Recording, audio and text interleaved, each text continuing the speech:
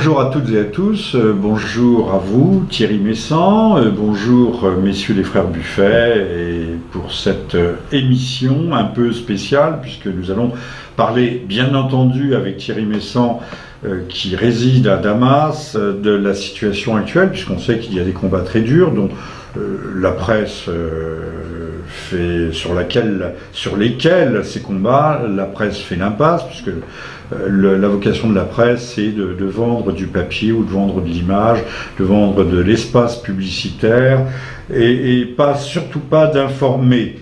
Voilà, même je parle aussi bien pour les services publics que privés. Et puis nous allons surtout parler, Thierry, de votre livre qui a un très joli titre, Sous nos yeux, j'écris comme un cochon, l'effroyable imposture des printemps arabes. Alors on se doutait bien que les printemps arabes étaient une imposture, mais nous allons y revenir, et vous partez du 11 septembre à Donald Trump.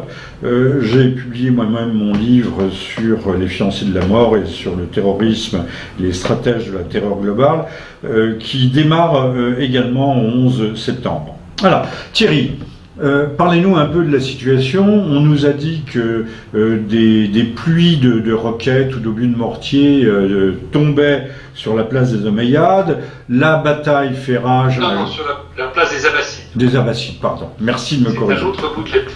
C'est à l'autre bout de la ville. Bon, ceci dit, Jobar, c'est l'est de la ville, c'est ça ? La banlieue de Jobar. Imaginons que la bataille, mais la guerre, fasse rage à Aubervilliers. Alors, par-dessus le périphérique, les obus tomberaient sur le 18e.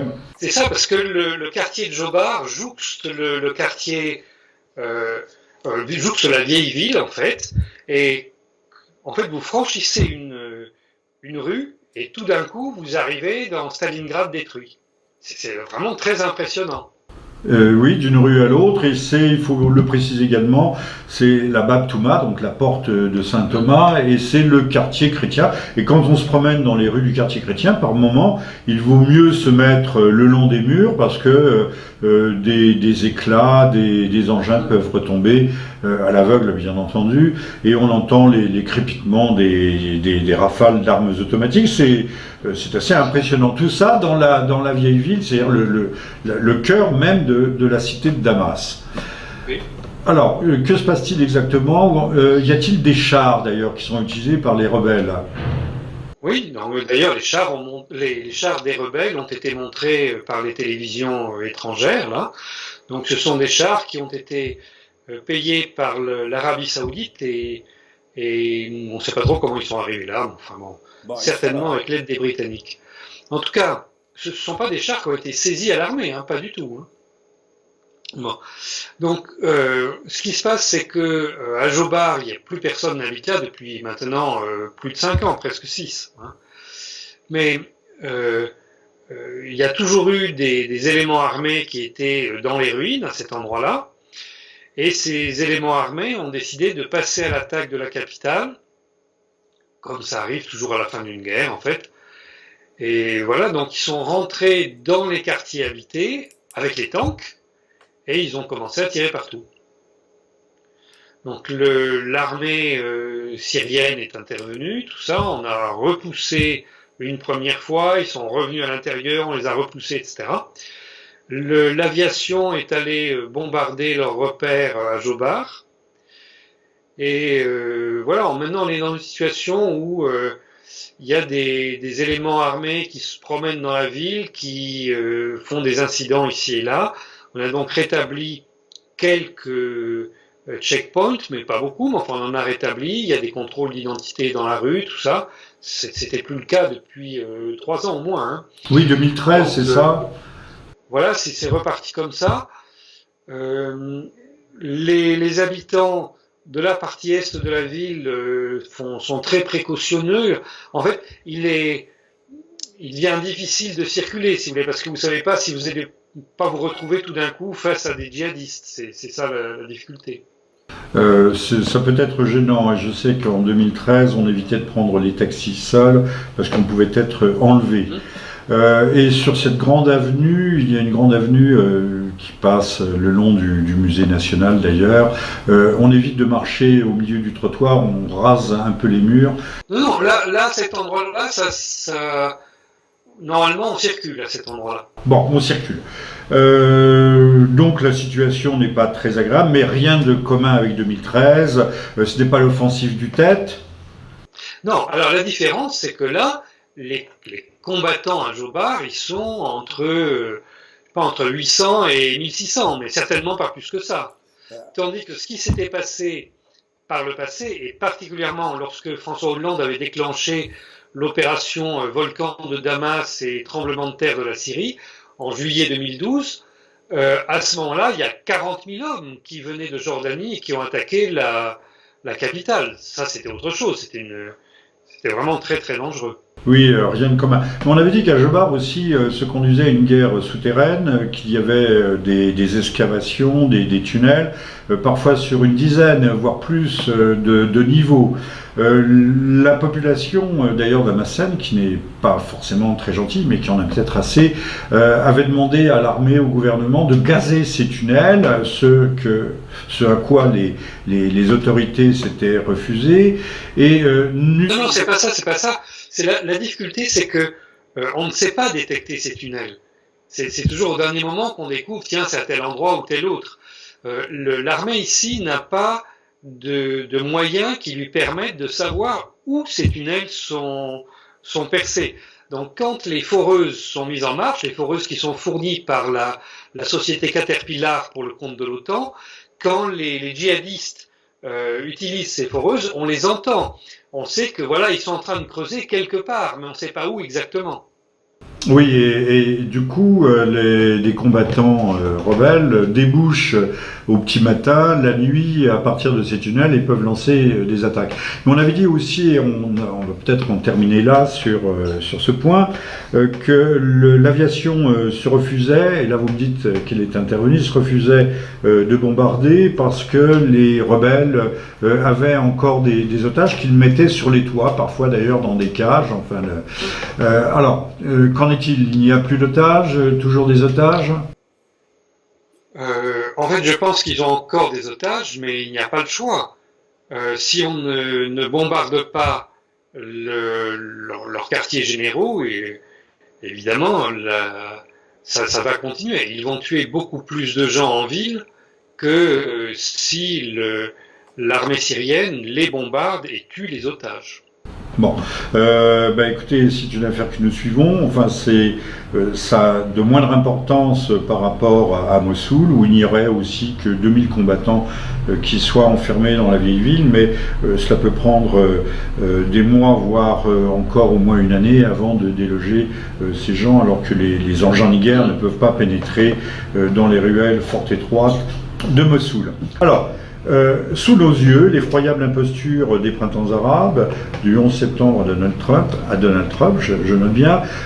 Apparemment, c'est un livre tout à fait exceptionnel, comme on n'en a pas lu depuis des années, qui fait une sorte de bilan, de synthèse, de panorama, au fond, de cette guerre hégémonique pour l'hégémonie du monde. Alors, c'est un livre sur les relations internationales en général au cours des 16 dernières années. Donc, ce livre accorde une très grande importance au printemps arabe parce que ça a été les conflits majeurs de cette période, mais le livre traite aussi de ce qui se passe en Ukraine, de ce qui s'est passé en Géorgie, etc. Parce que c'est un front commun, comme je le fais moi-même. Quand je dis par là un front commun, c'est-à-dire que c'est une seule et même guerre avec différents fronts, différents théâtres d'opération.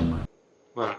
Donc moi, ce que j'ai essayé de faire, c'est de retracer le cheminement des États-Unis dans cette question. Donc je me suis appuyé sur des documents que j'ai amassés ou que j'ai pu consulter au cours des années, sachant que j'ai travaillé en Iran pendant un peu plus de 6 mois, que j'ai été membre du dernier gouvernement de la Jamaïa arabe libyenne, et que je suis ici depuis 5 ans en Syrie. Pour la Jamaria libyenne, ça a été relativement éphémère, ça a été sur une courte durée. C'était Oui, juste avant la chute.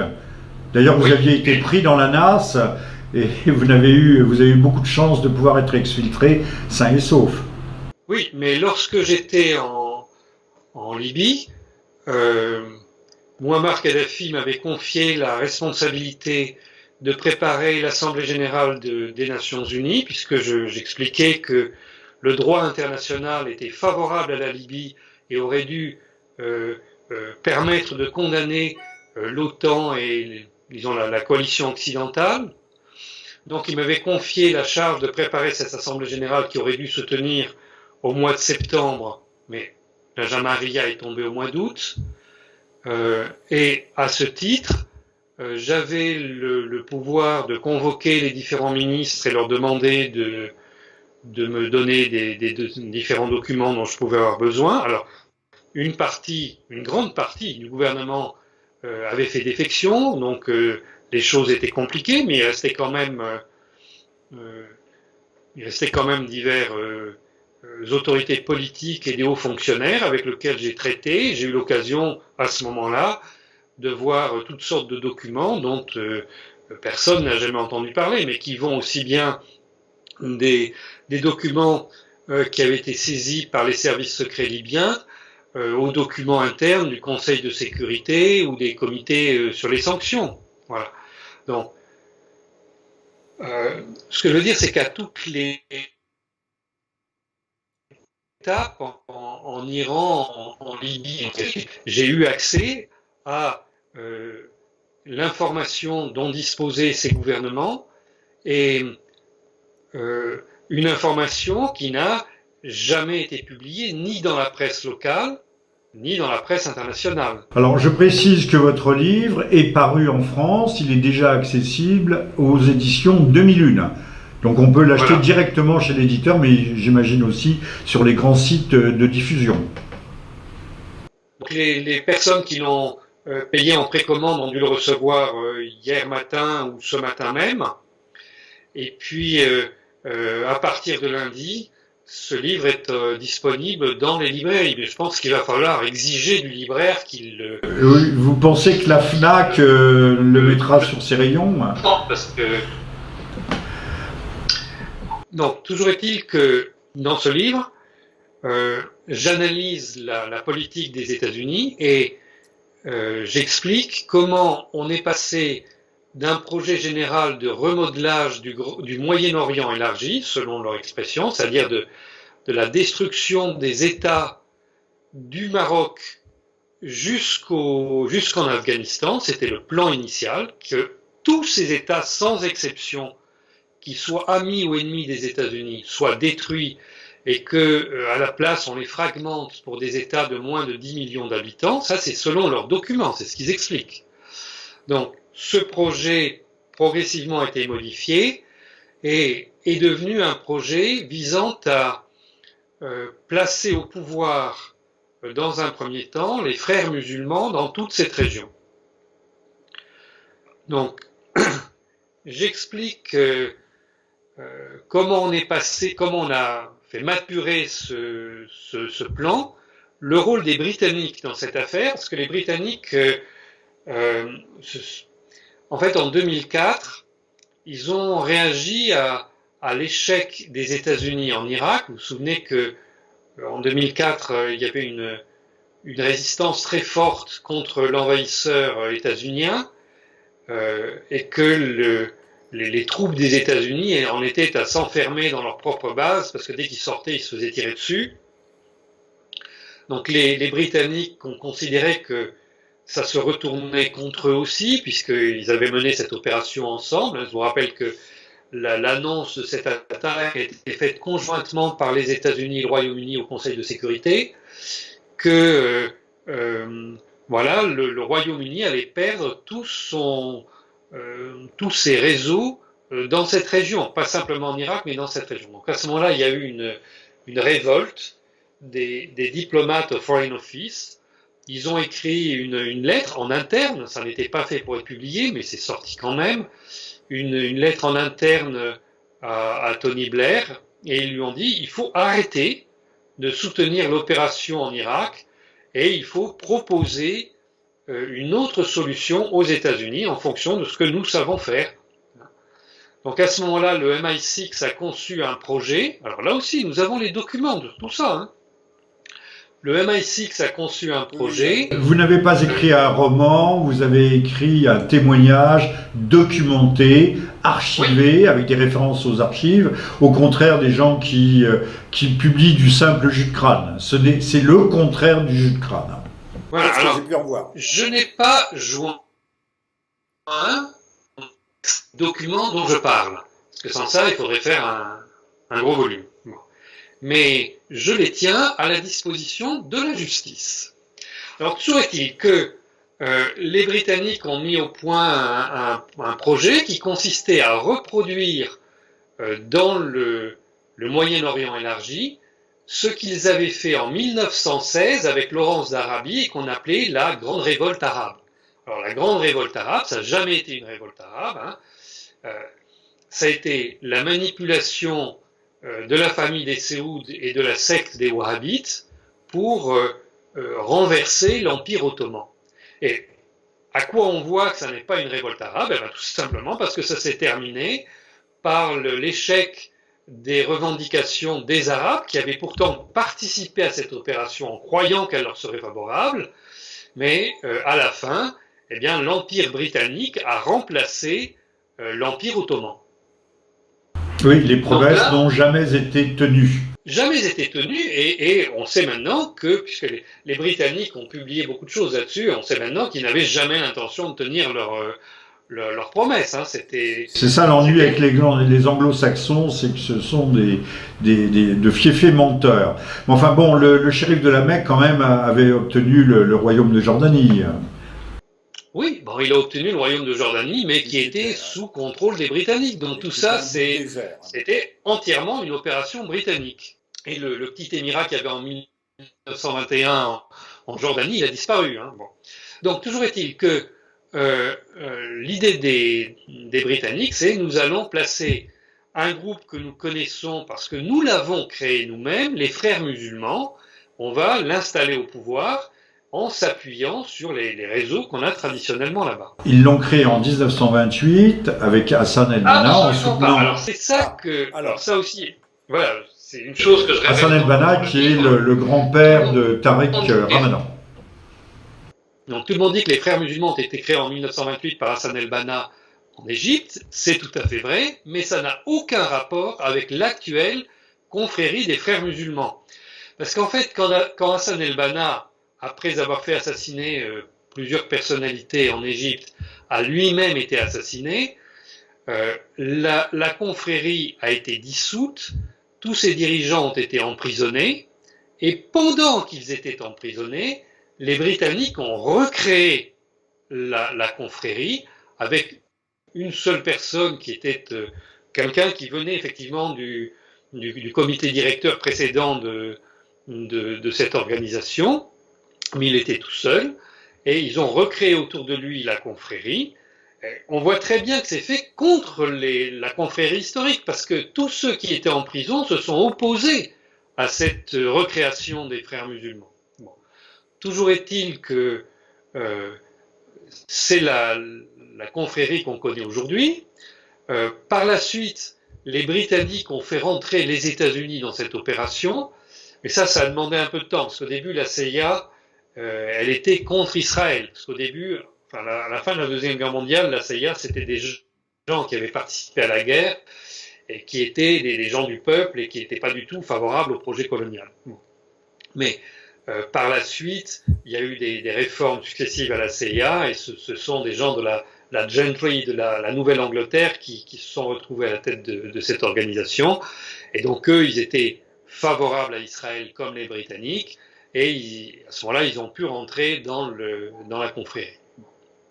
Toujours est-il que cette confrérie, au départ, a été utilisée par les Anglais, puis par les Anglais et les États-Unis pour procéder à des assassinats politiques en Égypte.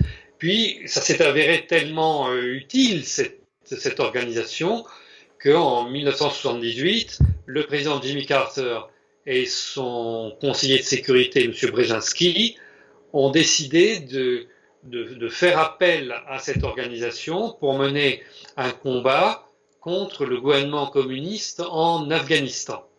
Combat, donc les frères musulmans sont venus, ils ont fait du terrorisme, tout ça. Le gouvernement afghan a appelé au secours l'Union soviétique, qui est légalement rentrée en Afghanistan pour soutenir le gouvernement communiste. Donc cette opération afghane ayant été un succès relatif, en tout cas ça a considérablement affaibli l'Union soviétique, les États-Unis ont décidé de donner plus d'importance aux frères musulmans. Enfin, en Afghanistan, ça s'est appelé Al-Qaïda.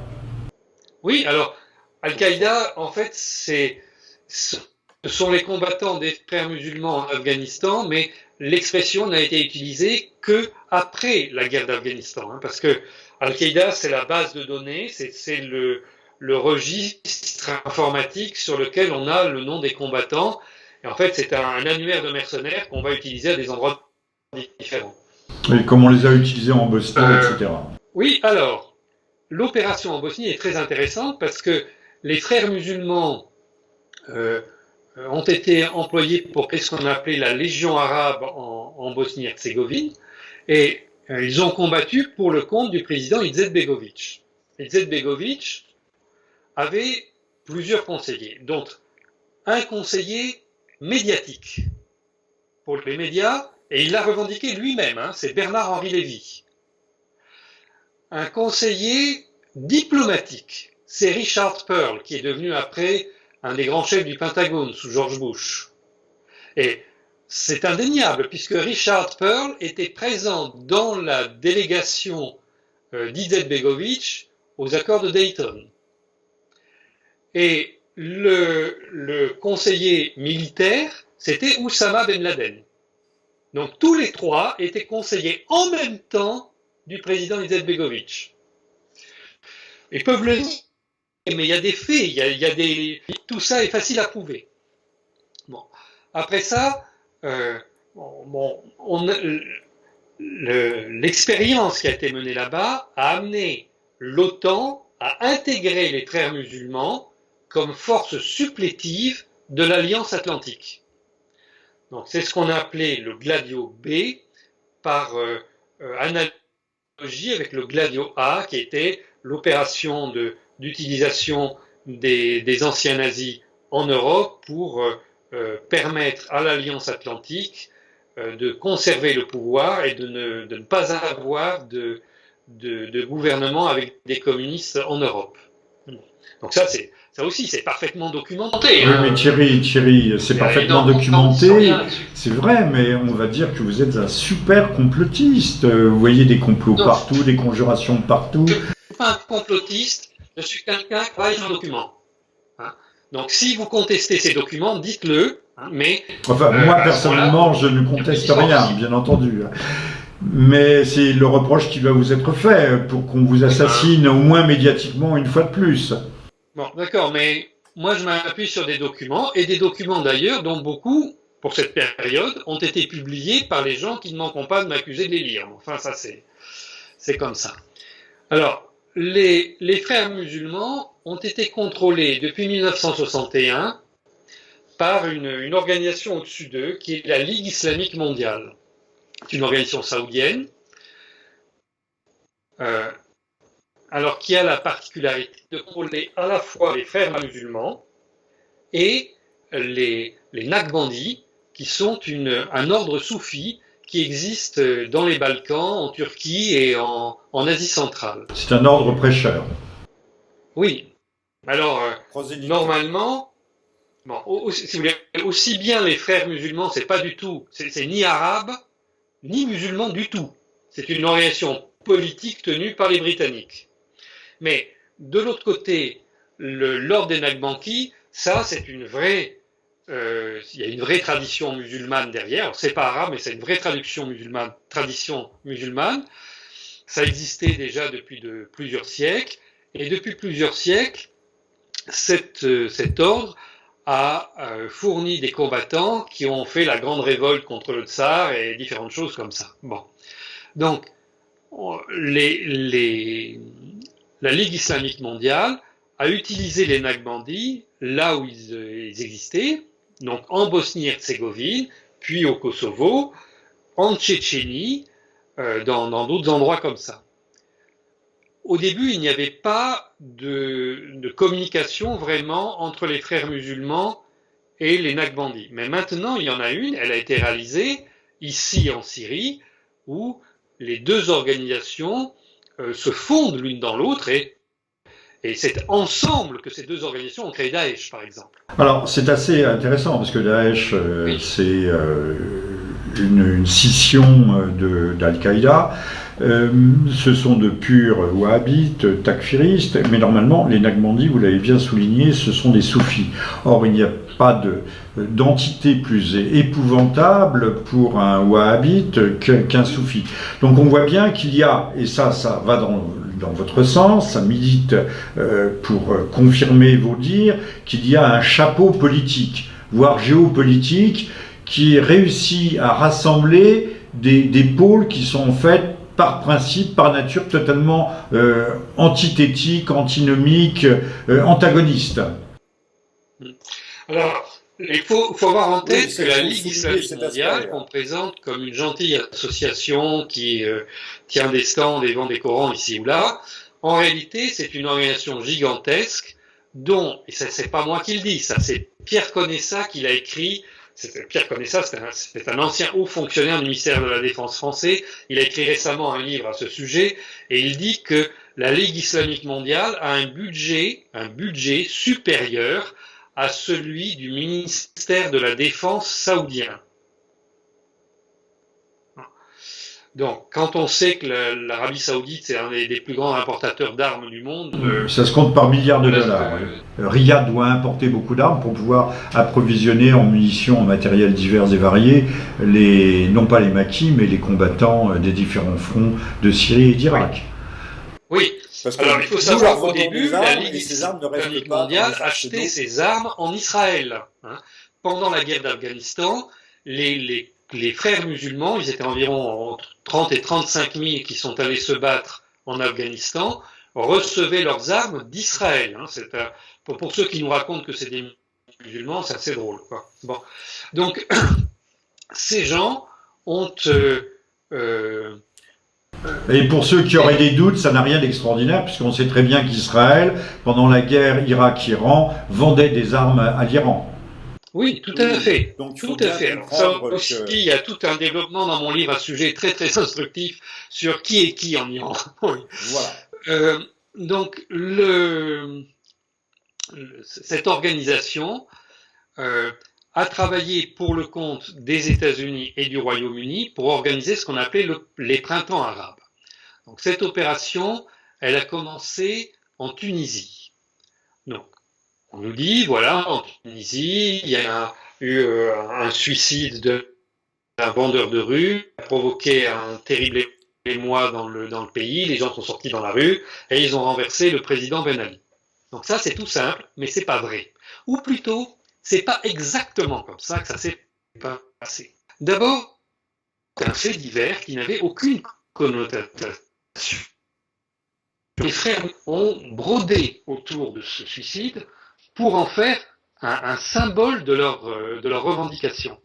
Par exemple, on a raconté que ce vendeur était un diplômé d'université, pour que les gens, il y a beaucoup de diplômés d'université en Tunisie, puissent s'identifier à lui. En fait, il n'avait pas d'éducation. Bon. On a raconté qu'il s'était battu avec les policiers, qu'une policière l'avait giflé. Tout ça, c'est complètement faux, complètement. Mais il s'agissait de donner une signification politique, ce qui est un malheureux fait divers, mais juste un fait divers. Ensuite, il y a bien eu, à cause de cette manipulation, un soulèvement dans la population et quelque chose de proprement révolutionnaire qui s'est passé là-bas. Mais ça n'est pas la rue qui a mis Ben Ali à la porte. Ben Ali, il est parti parce que les États-Unis, et puis un des généraux, lui ont dit Monsieur le Président, vous devez voyager, et puis on va rétablir le calme, et vous reviendrez quand ça serait calme. Les États-Unis avaient dit exactement la même chose au Shah d'Iran. Hein. Et quand ils ont chassé le Shah d'Iran, ils ont installé eux-mêmes l'imam Khomeini. Bon, là, ça a été un désastre parce qu'il s'était complètement trompé sur qui était l'imam Khomeini. Hein. Il croyait que c'était un vieillard qui voulait récupérer les biens que lui avait confisqué le Shah, puis c'était pas du tout ça, c'était un vrai révolutionnaire. Bon. Mais en Tunisie, ils ont fait revenir M. Ghannouchi, un leader historique des frères musulmans, ils l'ont fait revenir d'Angleterre, où il vivait avec ses femmes et l'asile politique en Angleterre. Et toutes sortes de grasses allocations de la part du gouvernement. Oui, oui. Enfin, il était protégé par la police britannique là-bas. Hein, c'est quelque chose qui a été préparé très longtemps à l'avance. Alors Thierry, je ne vous arrête pas dans votre élan, mais nous pourrions, il ne faudrait peut-être pas que vous défloriez le livre et que ceux qui vous auront regardé aujourd'hui se disent ensuite, mais nous savons tout, inutile d'acheter ce livre. Non, vous tracez à grands traits les contours du livre pour dire que l'histoire telle qu'on nous l'a vendue n'a pas été écrite exactement dans les mêmes termes. Et que ce qui me frappe quand je regarde la télévision, c'est que je regardais notamment M. Mélenchon qui parlait de la Syrie, mais M. Mélenchon était lui aussi un aimable truqueur de la Syrie, et il prenait le contre-pied, le contre-pied de ce que d'une paire de journalistes, hommes et femmes, qui étaient effarés qu'on puisse leur dire que les choses ne se passent pas exactement comme la doxa l'a établi une fois pour toutes. Monsieur Mélenchon ensuite veut nous faire croire que les vagues d'immigrés arrivent, mais ça c'est une autre histoire, arrivent directement de Syrie. Je crois qu'ils sont ultra minoritaires, mais ça, encore une fois, ça sera pour un autre épisode. Je n'ai pas vu cette émission et je ne commenterai pas cette émission. Non, mais elle était assez étonnante de voir. Elle est archétypique, elle est emblématique de la distance qui sépare ceux qui essayent de porter un regard indépendant, voire un peu lucide, de ceux qui répètent inlassablement comme des perroquets les mêmes âneries et les mêmes clichés. Après l'opération en Tunisie, on est passé dans une opération en Égypte. Là, c'est pareil, il nous a fait un grand show sur la place Tahrir avec quelques dizaines de milliers de personnes. Bon, mais l'Égypte, c'est un pays où, je sais pas, il y a peut-être 100 millions d'Égyptiens. Hein, et c'est pas la place Tahrir qui représente l'Égypte. C'est pas sérieux, ça. Ce show Place Tahrir a été mondialement diffusé par la chaîne Al Jazeera, qui était elle-même dans les mains des frères musulmans. Hein, la chaîne Al Jazeera, qui a été créée au départ par les frères Friedman. Donc ça, c'est David Friedman lui-même qui me l'a raconté. Je dis au Qatar, qui est le second État après l'Arabie Saoudite, à être wahhabite, même si c'est une sorte Doha est une sorte de cité-État, mais c'est le second État wahhabite. Oui. Donc, cette chaîne qui avait été créée au départ pour permettre une vraie discussion entre les Arabes et les Israéliens, et qui a eu d'ailleurs d'excellents résultats au départ, avait été transformée en 2005 sous le contrôle de l'OTAN, et on en a fait une chaîne religieuse. Donc, on a installé le cheikh Kardawi, qui est un prêcheur des frères musulmans extrêmement médiatique. Hein, on l'a installé dans cette chaîne. Pardon ? Je dis un prédicateur virulent.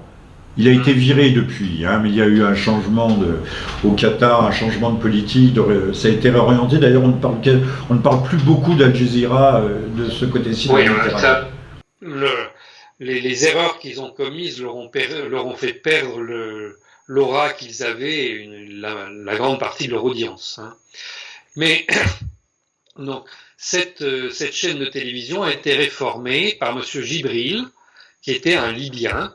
Et ce monsieur était un spécialiste de la communication.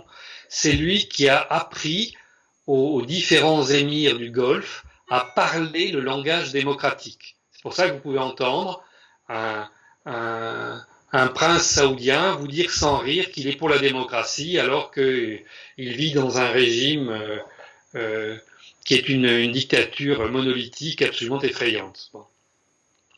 Mais cette chaîne a mené le combat et il y a eu une période de transition pendant laquelle on a cherché à réécrire la constitution égyptienne. Puis finalement, il y a eu des élections et on a proclamé président. On ne l'a pas proclamé élu. Hein. On a proclamé comme président Mohamed Morsi. Donc tous les Occidentaux disent que Mohamed Morsi a été élu. C'est complètement faux et c'est facile à vérifier puisque la commission électorale égyptienne a mis 8 jours avant de rendre son verdict qu'elle a finalement écrit une lettre en disant nous proclamons président Monsieur Morsi de manière à maintenir la paix civile. Alors ça c'est quand même incroyable. On vous dit pas qui a gagné les élections, mais on vous dit c'est celui-là pour maintenir la paix civile. Tous les membres de la commission, sauf un, avaient reçu des menaces de mort sur eux et sur leur famille. Ils ont résisté pendant 8 jours et finalement ils ont accepté Mohamed Morsi. Celui-ci avait la double nationalité égyptienne et états-unienne. Monsieur Morsi disposait de l'accréditation secret défense au plus haut niveau aux États-Unis. C'est un ingénieur de NASA. Et donc, voilà, bon, il s'est installé au pouvoir. Là, il a commencé à donner toutes sortes de prébendes aux frères musulmans. Il les a reçus très officiellement. Il a replacé dans l'administration des gens qui étaient des chefs terroristes patentés, dont celui qui avait organisé l'attentat de Luxor, etc. Non, mais on sait que ont soutenu Morsi contre les frères musulmans, tout au moins en façade, un certain nombre de djihadistes qui ont été dans les mouvements politiques ayant soutenu Morsi dès le départ. Il n'y a jamais eu de choses contre les frères musulmans à l'époque de Morsi. Mohamed Morsi est un membre des frères musulmans. On dit qu'il l'avait été. Non, il l'a été, et ça a été extrêmement public en Égypte même. Alors là, ça c'est intéressant, parce que pour vous, à la lecture de la presse occidentale, on disait qu'il avait été frère musulman dans la presse occidentale. Mais en Égypte, on disait qu'il était membre des frères musulmans. Et lui s'est présenté comme ça à la télévision en Égypte. Et après, quand il est tombé, on a eu les relevés des coups de téléphone qui passaient. Hein. Alors, par exemple, très officiellement, dans les registres de la présidence, on a noté qu'il a téléphoné plusieurs fois depuis le palais présidentiel égyptien à Monsieur Zawahiri, le chef officiel d'Al-Qaïda. Donc voilà, toutes ces choses-là, c'est connu ici dans le monde arabe, mais ça franchit pas la Méditerranée. Je sais pas pourquoi. Je ne saurais trop engager tous nos auditeurs, tous nos téléspectateurs, je ne sais pas comment les nommer, à lire sous nos yeux l'effroyable imposture des printemps arabes du 11 septembre à Donald Trump. Ils redécouvriront, même s'ils le savent ou s'ils le pressentent, que l'histoire n'est pas l'histoire exacte. Qu'il y a, d'ailleurs, si je me souviens bien, un puissant personnage à Washington avait dit « Nous sommes la superpuissance du monde, donc nous pouvons écrire l'histoire comme il nous convient ». Et je pense qu'on fait des progrès. S'il y a des progrès qui sont actuellement faits, c'est dans le mensonge et la falsification. Beaucoup s'en doutaient, mais parmi les initiés et les observateurs, que cette histoire de printemps arabe était une falsification. On n'aura pas le temps aujourd'hui de parler de George Soros, toujours également présenté, pas seulement sur Wikipédia, mais à la télévision française comme le philanthrope des philanthropes. C'est assez extraordinaire. Alors, bon, on n'a pas le temps de poursuivre. Moi, j'ai parlé avec vous des frères musulmans parce que vous êtes un expert de cette question. Mais ce n'est pas le sujet principal du livre. Le sujet principal du livre, c'est qu'il y a deux pouvoirs aux États-Unis et que, au cours des 15 dernières années, la rivalité entre ces deux pouvoirs, qui maintenant se sont réconciliés, Mais la rivalité entre ces deux pouvoirs a provoqué des allées-venues incessantes des États-Unis, des choses incompréhensibles, par exemple le fait que John Kerry a conclu par 3 fois la paix en Syrie avec Vladimir Poutine et par 3 fois il est revenu en arrière. Donc tout ça c'est expliqué. Oui, le 11 septembre marque à la fois un coup d'État et un dédoublement de l'État américain. On passe dans ce que nous appellerions plus volontiers un État profond. Un État profond. Et aujourd'hui, on ne peut pas comprendre la politique internationale si on ne part pas de ce point de vue qu'il y aurait au fond des forces antagonistes, divergentes, et on le voit bien avec la présidence Trump, à la tête des États-Unis. Il y a on aurait dit autrefois chez nous, ça tire à huée et à dia. On peut toujours penser que si Trump ne met pas au pas la CIA mène une politique étrangère qui est la sienne propre. Elle a son propre agenda, comme l'on dirait aujourd'hui. Alors on ne sait pas quelle sera l'issue de ce bras de fer, de ce rapport de force, mais il faut bien comprendre qu'il y a des couples de forces qui sont à l'œuvre et qui ne tirent pas dans le même sens. Vous venez de le dire à propos de Kerry et des accords de paix sur la Syrie.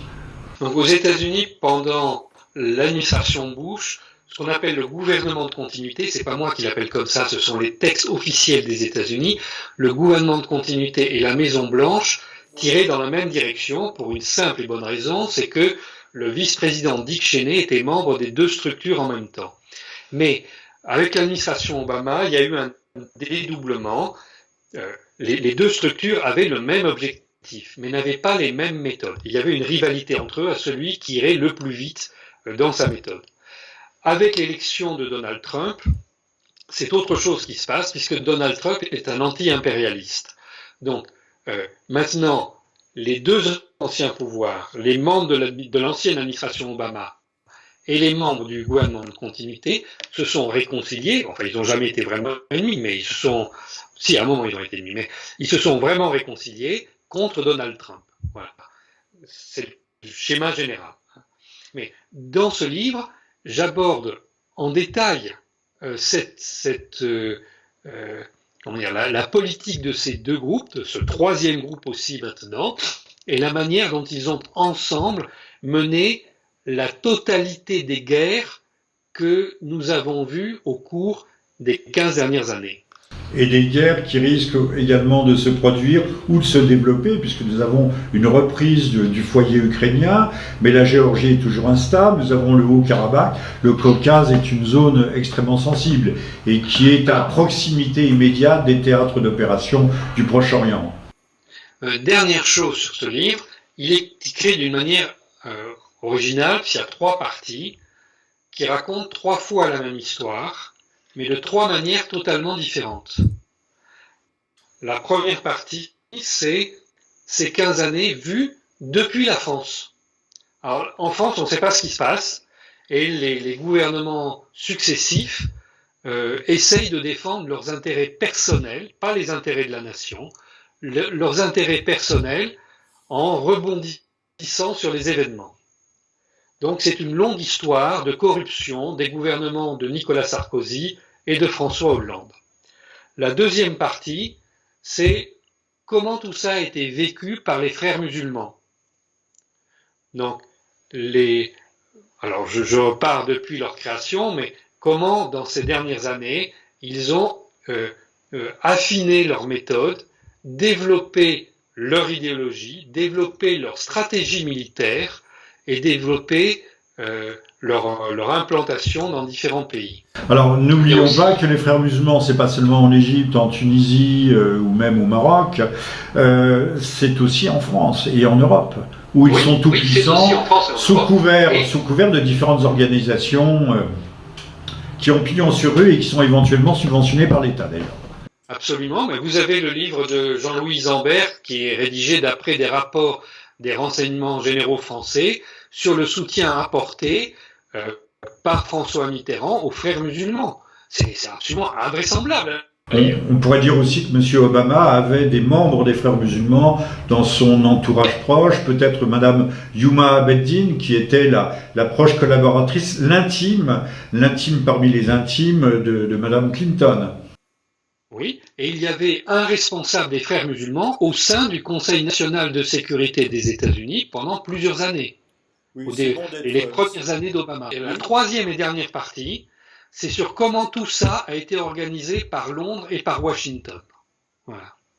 Paris étant à la remorque, ça c'est la conclusion qui s'impose et qui est visible. Mais on a quand même des poissons pilotes, les messieurs Fabius, les messieurs Kouchner, je pense à Kouchner pour l'affaire libyenne, des Bernard-Henri Lévy et compagnie, qui sont là pour dicter à nos dirigeants, dicter la bonne conduite à tenir pour être dans le sillage de la Grande Amérique, dans sa marche irrésistible vers la domination mondiale. Enfin bon, il y a encore loin de la coupe aux lèvres. Thierry, je vous propose, votre livre donc sort cette semaine. Nous allons recueillir déjà un certain nombre de commentaires, au moins sur différents sites et blogs des lecteurs. Je vous propose de reprendre cet entretien. Peut-être d'ailleurs, nous verrons avec Youssef Indy d'ici une grosse quinzaine de jours. Ça serait peut-être pas mal. D'ici 15 jours, oui. Oui, d'ici 15 jours, oui, puisque moi-même je vais être absent, c'est aussi pour cette raison. Et donc de réapprofondir, parce que là nous sommes restés au bord de la crise qui démarre à l'automne 2011 en Syrie, nous sommes encore en Égypte, mais voir comment la contamination s'est faite et comment et pourquoi d'ailleurs ces printemps arabes ont échoué. Grâce au ciel, ils ont échoué aussi bien en Tunisie, en Égypte, et ils ont marqué le pas en Syrie, puisque le président Bachar n'est pas tombé, il n'y a pas eu de changement de régime, mais on a dit que c'était parce qu'il était extrêmement cruel, sanguinaire. C'est vraiment n'importe quoi. C'est ce que l'on dit tous les jours, et que s'il y a 300 000 morts, c'est toujours 300 000 morts du même côté. C'est un tyran tellement cruel que son peuple l'a élu. Oui, voilà. Et en pleine guerre, quand même. Et malgré l'opposition des gouvernements européens qui ont interdit qu'on tienne des bureaux de vote dans les ambassades. Oui, bien sûr. Mais par contre, on reçoit les stipendiés de M. Erdogan, on leur donne des salles pour se réunir. Et alors que ces gens, ce qui est curieux, il faut savoir s'ils sont turcs ou s'ils sont allemands, français ou belges, mais ça ne pose de problème à personne, puisque c'est la grande Europe qui est en train de se bâtir. Voilà. Thierry, merci infiniment. La couverture de votre livre s'est affichée, bien entendu. Je rappelle son titre, Sous nos yeux, l'effroyable imposture des printemps arabes. Oui, c'est une effroyable imposture. Du 11 septembre, et ça renvoie à votre premier livre sur le Pentagate, l'affaire de l'avion qui n'est jamais tombé sur le Pentagone. Il y a eu un petit trou rond. Du 11 septembre de 2023, mais c'est pas bien de dire ce genre de choses, ce n'est pas bien de dire que la vérité officielle connaître pas exactement. Un deuxième livre dont personne n'a parlé en France, un deuxième livre sur l'agression israélienne contre le Hezbollah. Et voilà, donc il y avait énormément d'informations. Franchement, Thierry, vous êtes déjà conspirationniste. Je prends de gros risques en vous donnant la parole.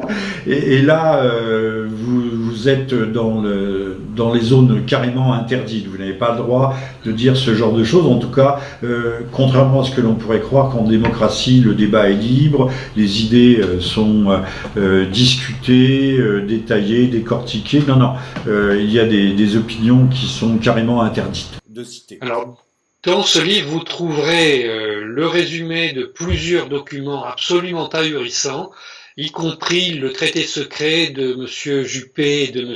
Davutoglu, ou le plan qui a été réalisé par l'ONU pour la capitulation totale et inconditionnelle de la Syrie et l'organisation de la guerre par les Nations Unies. C'est des choses invraisemblables au premier abord, mais quand vous avez les documents, c'est comme ça et c'est pas autrement. C'est bien de parler de ce document, enfin de cet accord Davutoglu-Juppé. Davutoglu a été d'ailleurs écarté par M. Erdogan, c'était son Premier ministre. C'était pas son ministre des Affaires étrangères, son Premier ministre. Au moment de l'accord, il était ministre des Affaires étrangères. Voilà, il était ministre des Affaires étrangères. J'en avais entendu parler, mais je n'ai jamais vu le document et je n'en connaissais pas exactement la teneur. Mais le Proche-Orient se prête à ces accords secrets entre Monsieur Sykes et Monsieur Picot pour le partage de la Syrie, du Levant, de l'Irak aussi bien. Puis d'autres accords. Vous avez mentionné donc la Greater Middle East Initiative qui se manifeste en 2004 par la porte-voix de M. Bush à plusieurs reprises. Enfin, en septembre 2004, le projet est dessiné, mais on aurait pu évoquer, nous le ferons une prochaine fois, le plan Yonah-Dinon du ministère des Affaires étrangères israélien qui est publié en 1982. Aujourd'hui, on n'ose pas dire que ce plan est un faux intégral, ce ne sont pas tout à fait les protocoles, ou la lettre de monsieur du professeur ou du monsieur Baruch à monsieur Karl Marx, mais on nous dit que c'est même pas un fonctionnaire, c'est un journaliste, un vague bonhomme qui a écrit ça, c'était des élucubrations. Manque de chance, c'est que ces élucubrations servent de plan directeur à toute la géopolitique et au bouleversement géopolitique actuel du Proche-Orient. Un dernier mot, Thierry, pour conclure, pour ne pas conclure. Oui, donc un dernier mot, ce livre est disponible à partir de lundi 26 en librairie. Écoutez, achetez-le tout de suite parce qu'il ne va pas rester longtemps en librairie à mon avis. Il sera peut-être pas interdit quand même. Il sera diffusé dans les 2 mois à venir dans 11 autres langues. Alors quand il sera interdit en France, vous pourrez toujours le lire dans une langue étrangère. Enfin, je rappelle, et je ne vous rends plus la parole, que par exemple 2 siècles ensemble du prix Nobel Solzhenitsyn, sa dernière grande œuvre, a été traduite en français mais n'a jamais été traduite en américain, enfin en anglo-américain. C'est quand même assez aussi emblématique de cette immense liberté de pensée qui doit fonder notre future République universelle. Thierry, merci à vous, merci pour votre travail, merci pour votre éloignement qui nous permet aujourd'hui d'avoir un regard distancié sur des événements sur lesquels nous n'avons qu'une vision extrêmement déformée. On vous dit à très très bientôt. Merci encore. À très bientôt. Au revoir.